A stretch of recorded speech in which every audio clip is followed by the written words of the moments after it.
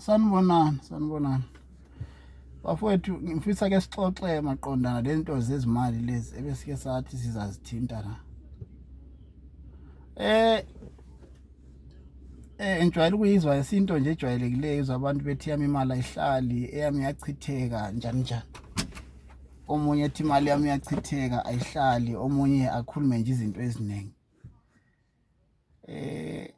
Kodwa I think abantu abaningi we try to find ama excuses of being irresponsible nokuthi singahleleki and all those other things, if I may put it that way ngesilungu, ayizilungu lezi. So into ehamba yenzakale I think ukuthi umuntu uyazama ukuphila impilo engaphezulu kwalokho aku-affordayo ngaleso sikhathi. Ebesezithola esesenkingeni, abanye mabe achieve ngapha emasayidini, yena ebeseyibuka ngokuthi azama ukuthola ama excuse emaceleni, athi izinkinga zabantu azifani, athi abanye bathwele, athi abanye njani, abale nje izinto eziningi to keep himself comfortable instead of dealing with the fact. All right, ake sithi wena uyasebenza uhola 2000, asithi 2000. Wena njalo nyanga zonke uyathenga impahla, mhlawumbe ufuna iskipa esitsha, ijini entsha, isigqoko esitsha, whatever, something new. Omunye osebenza laye eyakhe imali uyayithatha uyayibeka. Sisebenze sobabili umnyaka uzuphele, mina eyami imali ngihamba umnyaka wonke engathenganga anything new, ngqoka nje khona okheni lakho. Wena uthenga mhlawumbe every month or 2 months uthenga amateki and all those other things, right? Mina ma kufika uDecember sengisiyavula lapha ade ngibeka khona imali, sengithola le mali ethe ukuhlakanipha, and then sengi-achieve whatever into ebengiyifisa ukuthi ngi-achieve ngaleso sikhathi. Wena ususithi eyakho imali yaphephuka. So into enginanzelelayo ukuthi abantu asifuni ukuba realistic. Ngoba ungathi uyabuka ukuthi abantu abathi imali yaphephuka babala izinto eziningi. Ma ungahlala phansi naye umbuzo ukuthi kule 2000 athulayo ungafika out uthola ukuthi imali leyi konke lapha engene khona ama receipt ne tracking yakho ungakwazi ukuyitracker uyithola ukuthi imali leyi wathenga amateki, leyi wayenza kanje, leyi wayenza kanje. So imali iphephuke kanjani laba because you spend that money. I don't know or ngeke make sense.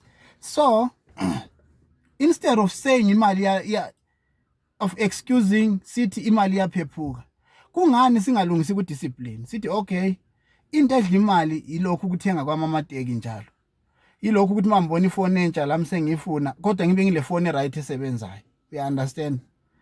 But remember ukufaka ama excuses and pointing the problem lapha engekho khona, it doesn't make you grow, but instead you keep on repeating the same thing and excuse, repeat the same thing and excuse. That excuse angithi kwazi ukubhayisa unembeza wakho iskelema sokuthi nembeza bhayiskelema sokuthi mina bayangiloya and all that.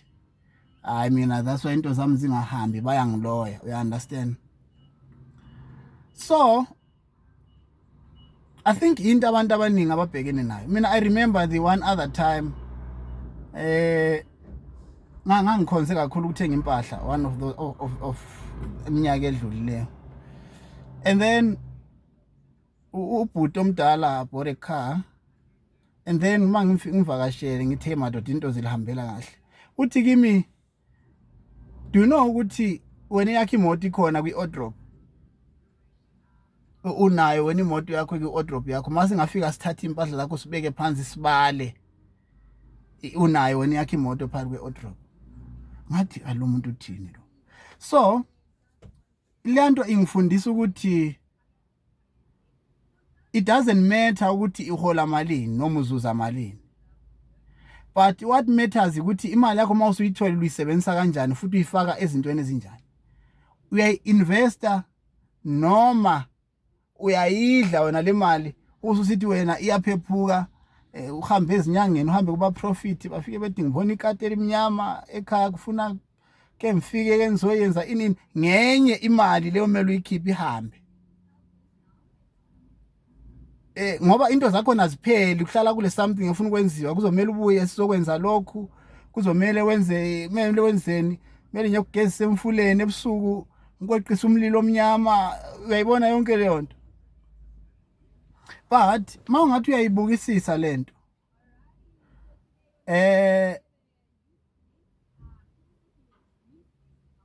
inkolo nereality ungathi uyakubhekisisa, that's why ungakholwa kakhulu sometimes uyagcina usungathi impilo yakho ayihambi kahle, because ugcina usukholwe kakhulu, you become more spiritual than realistic. Uphuphe inyoni sufuna uyahlola, uphuphe umlilo ubasa umlilo sufuna ukuyahlola, yonke imali yahamba through those things, uyabo.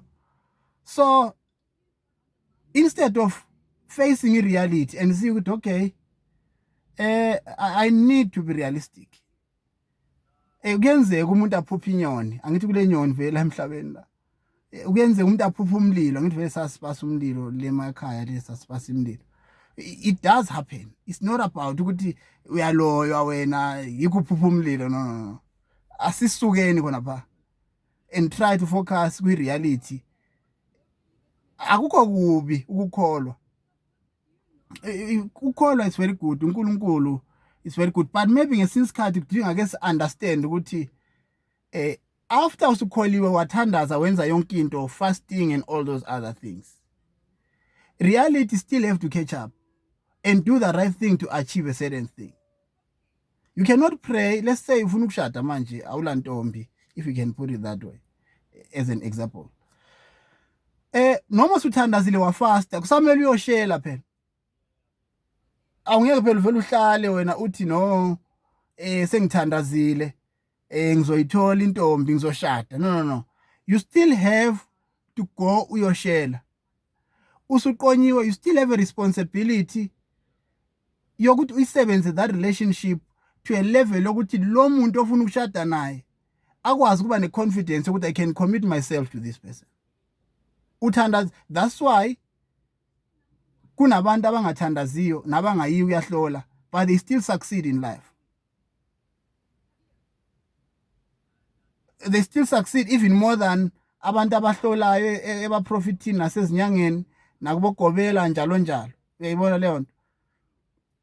So I think if you apply more of your reality, and then the spirituality will guide you through reality, and then izinto zakho zihamba kahle. But if you become too much spiritual and forget that we are living in a physical world, and then izinto zakho zihamba zilahleke. Because ngesinye isikhathi maybe ufuna ke sichazeni ukuthi into yokukholwa lokuthandaza lokuhlola lokuchisa impepho nani ukuthi religion kahle kahle isebenzisana njani lo muntu. Maybe singafuna sike sichaze lapho or sike sithola ukuchazelana ukuthi into le ihamba ihlangane njani ukuthi igcine isisebenzelane yakhipha ama results are positive, uyabo. So guys, akula muntu okuthiwa ule mali ephephukileyo la. Hayi, abantu they just need to change the way of doing things. Irregardless ukuthi uhola malini, the little you have, you can do something about it. Akuna muntu okuthiwa imali iphephukile, because if ukuthiwa iphephukile besisathi ivuka ingekho esikhwameni sakho, or uthe unemali ebank imali yabonakala sishorta or whatever. Yeah, there are spiritual attacks, we cannot argue that. ukuthi kuyenzeka ukuthi uthola imali sekunenkinga sekugula ingane sekunani imali sokumele ingene lapha nalapha. That is another topic for another day. But on this one uthola ukuthi akunankinga nje velile imali ifikile wayispenda wenzani hayi imali ayiphephukanga la ayiphephukanga imali. Ngiyabonga bafowethu ngiyabonga asiqhubekeni sixoxeni.